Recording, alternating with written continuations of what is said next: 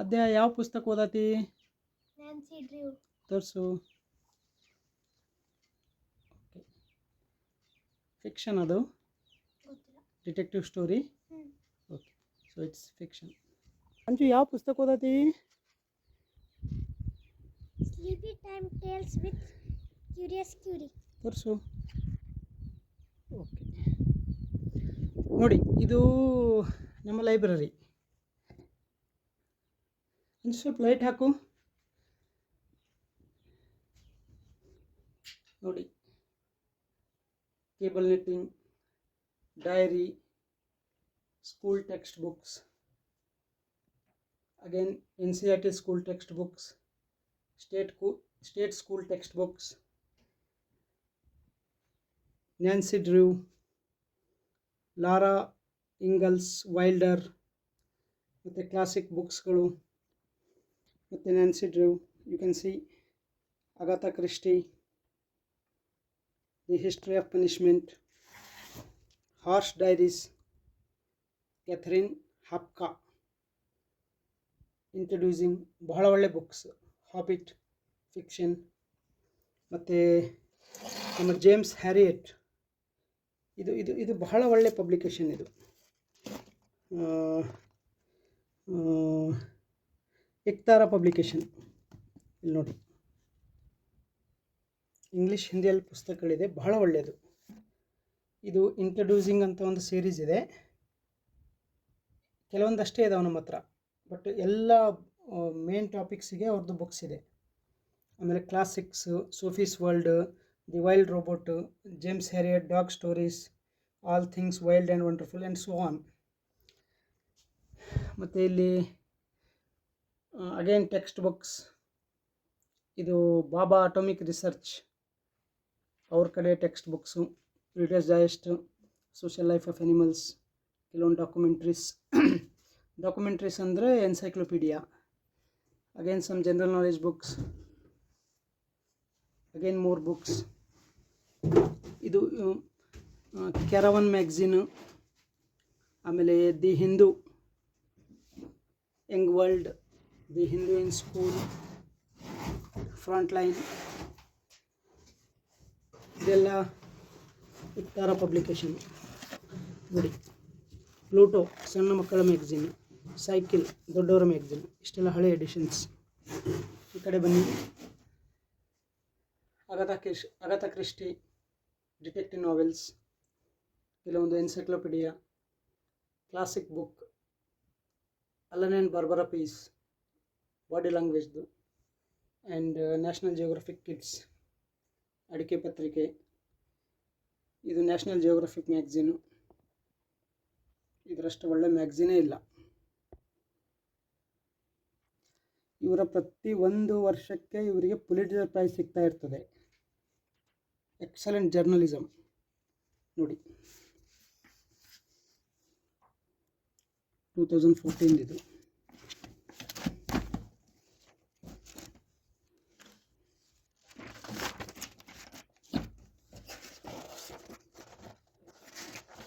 ನೋಡಿ, 1987. ಆಯಿತಾ? ಸೊ ಈ ಥರ ಕಲೆಕ್ಷನ್ ಇದೆ ಇಲ್ಲೊಂದು ದೊಡ್ಡದು. ಆಮೇಲೆ ಇಲ್ಲಿ ಪುಸ್ತಕಗಳು, ಇಲ್ಲಿ ಪೂರ್ಣಚಂದ್ರ ತೇಜಸ್ವಿ ಅವರ ಪುಸ್ತಕಗಳು, ರಿಚರ್ಡ್ ಡಾಕಿನ್ಸ್ ಪುಸ್ತಕಗಳು. ಆಯಿತಾ? ನಮ್ಮ ಚಾರ್ಲ್ಸ್ ಬುಕೋವ್ಸ್ಕಿ ಪುಸ್ತಕಗಳು, ಯೋಗ ಪುಸ್ತಕ, ನೇಚರ್ ಕ್ಯೂರ್, ಆಮೇಲೆ classic books, English Hindi, greatest writers, ಇಲ್ಲೆಲ್ಲ ನೋಡ್ಬೋದು ನೀವು. ಆಮೇಲೆ ಎನ್ಸೈಕ್ಲೋಪೀಡಿಯಾಗಳು, ಲಿಮಿಟ್ ಇಲ್ಲ ಇದಕ್ಕೆಲ್ಲ. ಆಮೇಲೆ ಇಲ್ಲಿ ಬಂದರೆ